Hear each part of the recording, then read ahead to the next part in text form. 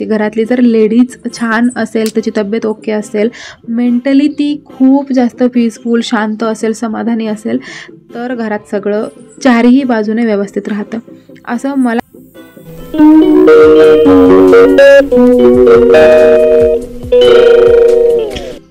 तुमचे प्रश्न त्यावरची उत्तरं आजच्या ब्लॉगमध्ये आहेत. आणि त्याचबरोबर बऱ्याच जणांनी सकाळी अर्ली मॉर्निंगचं माझं रुटीन म्हणजे सकाळी उठल्यापासून ते इनिशियल कामं संपेपर्यंतचं माझं रुटीन मागितलं होतं, ज्यामध्ये अगदी छोट्या छोट्या गोष्टी असतील, काहीच स्किप न करता.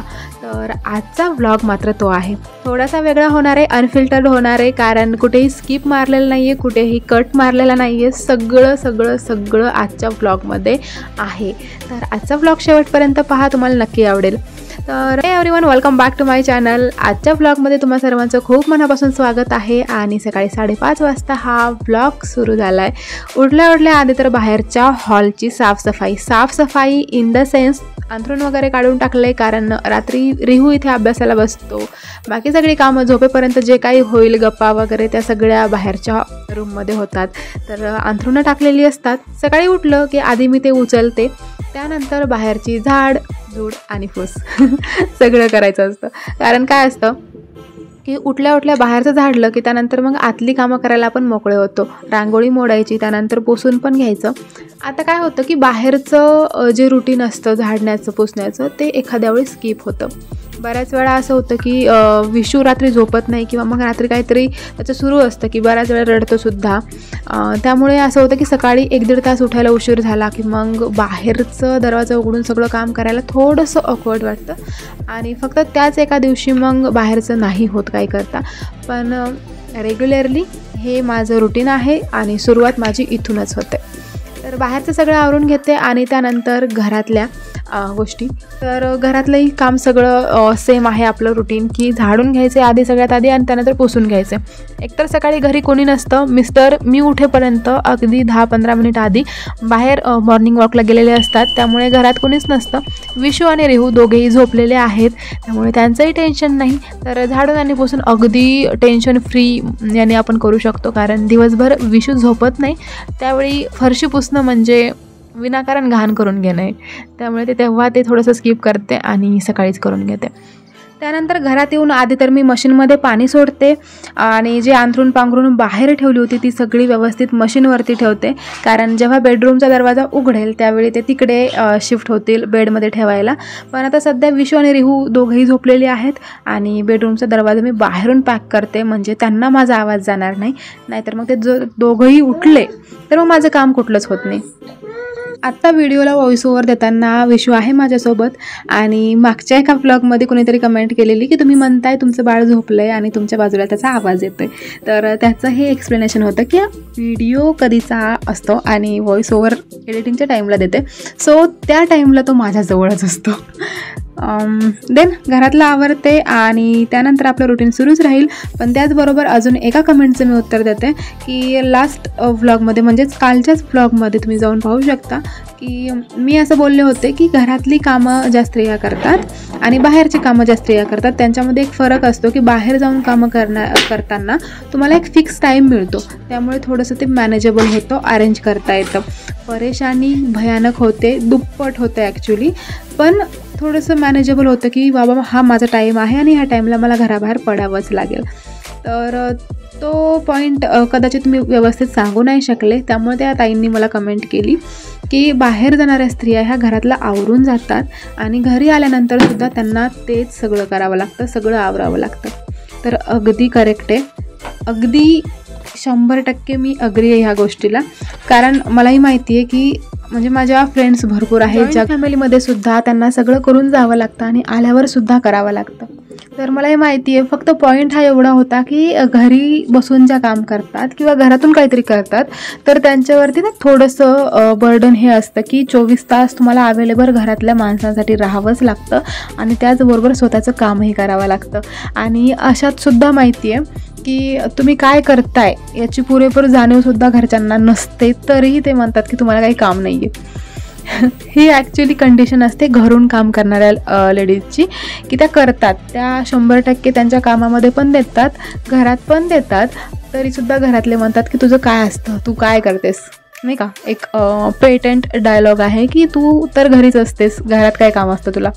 So that kind of thing होती, काल बोलली मी ती. बट हां, एक्सप्लेन केलं मी व्यवस्थित. सो आय होप कळलं असेल व्यवस्थित. आता घरातल्या साफसफाईचा तर टास्क मोठा कंप्लीट झाला आहे. त्यानंतर मी माझं ब्रशिंग, गरम पाणी पिते आणि गरम पाणी रोज आम्ही दोघंही एक ग्लास पितो. त्यानंतर चहा वगैरे. आता चहा मी सडनली सोडला आहे, म्हणजे कालपासून सोडला ॲक्च्युली, आणि त्या आधीचा हा व्लॉग आहे. तर चहा सोडला आहे, पण त्याआधी चहा दोघांचा व्हायचा. त्यानंतर मी स्वयंपाकाला लागायचे. तर या ठिकाणी माझी आंघोळ वगैरे झाली आहे, स्वयंपाकाला लागते मी आता आणि पटापट स्वयंपाक करून घेते.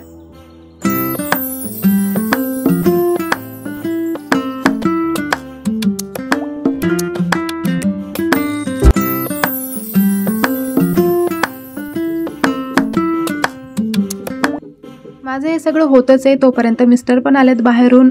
रिहू उठला आहे, विशूसुद्धा उठला आहे आणि त्या दोघांचं चाललं आहे काहीतरी सकाळी सकाळी. आणि त्याचबरोबर मिस्टरांचंही आवडतंच आहे. त्यांनीही आल्या आल्या पाणी घेतलं आहे, चहा वगैरे झाला आहे आणि आता आंघोळ करतील. तोपर्यंत माझं मी स्किन केअर वगैरे सगळं कंप्लीट करते. कारण काय होतं, सकाळी उठल्या उठल्या जेव्हा मी स्वयंपाकाला लागते, असं म्हणतात म्हणजे ॲक्च्युली हे आहे की घरातसुद्धा तुम्हाला सनस्क्रीन किंवा मॉइश्चरायझरची खरंच गरज असते. मॉइश्चरायझरची तर असतेच, पण आपल्याला असं वाटतं की बाहेर गेलं तरच उन्हाने चेहरा काळवंटतो वगैरे, उन्हाची किरणं आपल्या चेहऱ्यांना हार्मफुल असतात. पण घरातसुद्धा असतात. तुम्ही स्वयंपाक करता, गॅसची फ्लेम असते किंवा मग नॉर्मली घरात जे काही किरणं येतात बाहेरनं, त्या सगळ्यांपासून स्किनला प्रोटेक्ट करण्यासाठी तुम्हाला घरात पण सनस्क्रीनची गरज असते. त्यामुळे मग या ठिकाणी मी भाजीची तयारी झाली आहे, पोहे करायचे आहेत, पोह्याची पण तयारी करून ठेवली आहे. आणि आता कणिक वगैरे तिंबायचं बाकी आहे. अर्ध अधिक काम झालं, अर्ध बाकी आहे. त्याआधी मी माझं स्किन केअर करून घेते. स्किन केअरमध्ये टोनर, मॉइश्चरायझर, सनस्क्रीन आणि सिरम मी कधी लावते, कधी नाही लावत. कधी फक्त मॉइश्चरायझर आणि सिरमसुद्धा लावते. टोनरही स्किप मारते, पण सनस्क्रीन शक्यतो नाही मारत स्किप. आणि सनस्क्रीन काही वेळा मला सूट होते, काही वेळा नाही होत. जसं की उन्हाळ्यामध्ये खरं तर खूप गरज असते सनस्क्रीनची, पण त्याच वेळी नेमकी ती मला सूट होत नाही, कारण चेहरा लाल पडायला लागतो. सध्या सूट होते तर मी लावून घेते. आता या ठिकाणी पोहे वगैरे झाले तर मी त्यांना देऊन येते. त्यानंतर मी स्वयंपाकाला लागते. स्वयंपाक झाल्यानंतर माझी देवपूजा आणि त्यानंतर माझा नाश्ता.